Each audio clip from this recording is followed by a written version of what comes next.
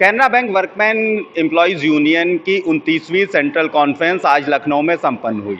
यह एक 2 दिवसीय कॉन्फ्रेंस थी जिसमें दूसरे दिन सेंट्रल कमेटी के चुनाव भी संपन्न कराए जा रहे हैं। आइए आपको सीधे ले चलते हैं इस 29वीं सेंट्रल कॉन्फ्रेंस में और जानते हैं कि इस सेंट्रल कॉन्फ्रेंस में किन मुद्दों पर चर्चा हो रही है तथा चुनाव में कौन-कौन जीत करके आगे आ रहा है। करनी चाहिए, कोई शर्म नहीं है और खुली कन्वेंसिंग करेंगे। कन्वेंसिंग में अगर ये भी दिक्कत आती है कि हमें लोगों के साथ इश्यूज डिस्कस करने हैं तो क्यों नहीं। रिक्रूटमेंट पे नेशनल लेवल पे ऑलरेडी AIBSCC में रिजोल्यूशन हो चुका है।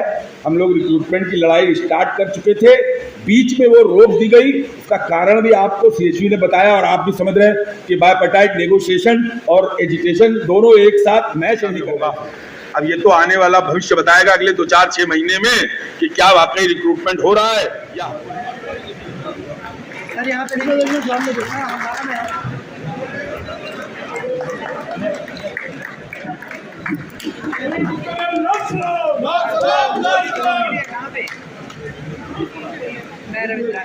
बहुत उत्साही कॉमरेड है, इतना उत्साह रहता है अच्छा। उसके बाद कॉमरेड मूर्ति मूर्ति अच्छा तो मूर्ति का हो गया फिर कर दो कोई बात नहीं। फ्रॉम आंध्र प्रदेश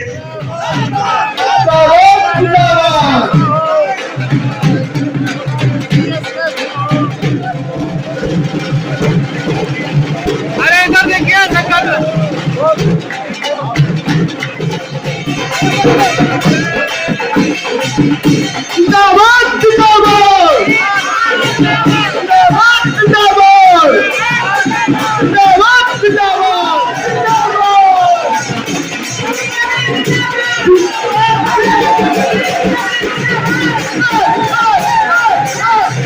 जो इस कॉन्फ्रेंस के अंदर जो हमारे साथियों ने जिस विषय पर अधिकतर चर्चा की वो था बैंक के अंदर बढ़ता हुआ काम का बोझ और एम्प्लॉइज़ की संख्या का निरंतर घटना, जिसकी वजह से जो है वो ग्राहक सेवा अच्छी देने के अंदर भी जो है बहुत सी दिक्कतों का सामना करना पड़ता है।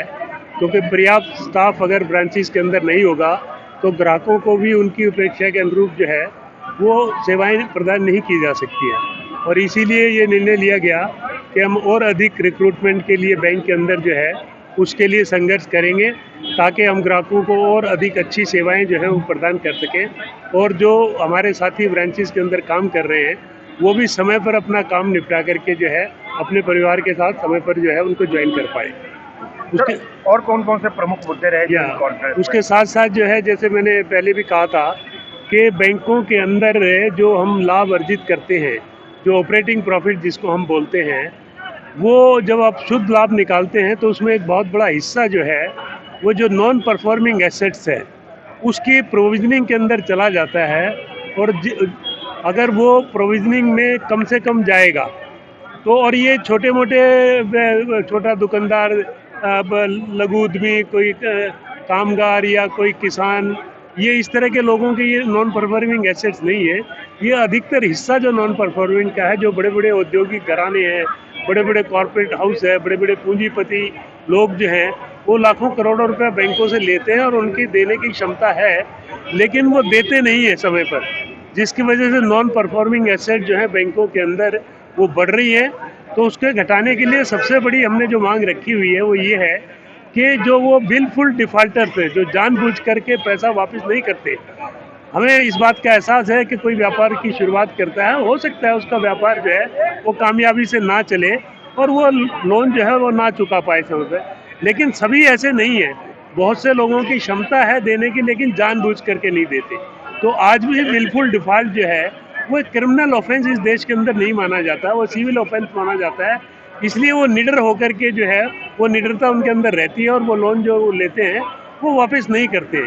इसीलिए हमारी मांग है सरकार से कि उसको विलफुल डिफॉल्ट को एक क्रिमिनल ऑफेंस के तहत जो है वो उसमें लाया जाए ताकि उनके अंदर भय पैदा हो। जो बैंकों का, इन बैंकों के अंदर जो जमा धनराशि है वो देश के आम नागरिक की है, कोई सेठ साहूकारों की या किसी और की नहीं है। वो उन आम जो नागरिक जो हैं अगर ज़्यादा लाभ बैंक कमाएंगे तो उनको ब्याज भी अधिक जो है उनके सेविंग्स पर जो है मिल पाएगा, FDs पर उनको मिल पाएगा और जो ऋण वो लेंगे उस पर कम ब्याज पर जो है उनको ब्याज वो जो है ऋण मिल पाएगा। तो इसलिए ये भी निर्णय लिया गया कि इसके खिलाफ भी जो है वो एक संघर्ष किया जाए। देखिए, हमारे पदाधिकारी जो नए चुने गए हैं उसमें ज़्यादातर जो पिछले टर्म में थे, हमारे प्रेसिडेंट जेपी शर्मा जी चुने गए हैं दिल्ली से, महामंत्री मैं चुना गया हूँ, संयुक्त महामंत्री महेंद्र प्रवलकर आपके बगल में बैठे हैं, एक और संयुक्त महामंत्री 2 होते हैं। ऐसे ही हर स्टेट का रिप्रेजेंटेशन करके हमारी ऑफिस बेयरर्स की टीम है। अभी हम उसकी कल लिस्ट जारी करेंगे और आपको प्रेस को भी भेजेंगे, प्रेस नोट भेजूंगा मैं।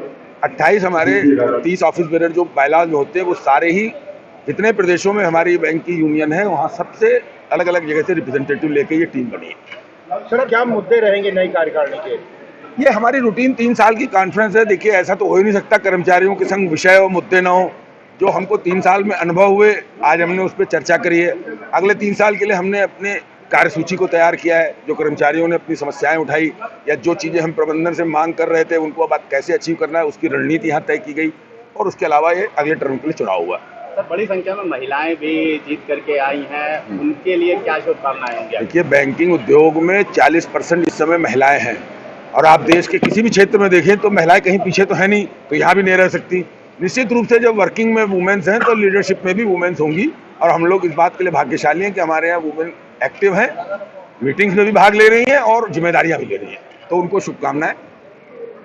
Canara bank workman employees union की 29वीं नेशनल कॉन्फ्रेंस के दूसरे दिन चुनाव भी संपन्न करवाए गए। केंद्रीय कार्य समिति के ये चुनाव थे जिनमें अध्यक्ष पद पर जेपी शर्मा जी तथा जॉइंट सेक्रेटरी के पद पर एसके संगथानी जी ने जीत हासिल करी।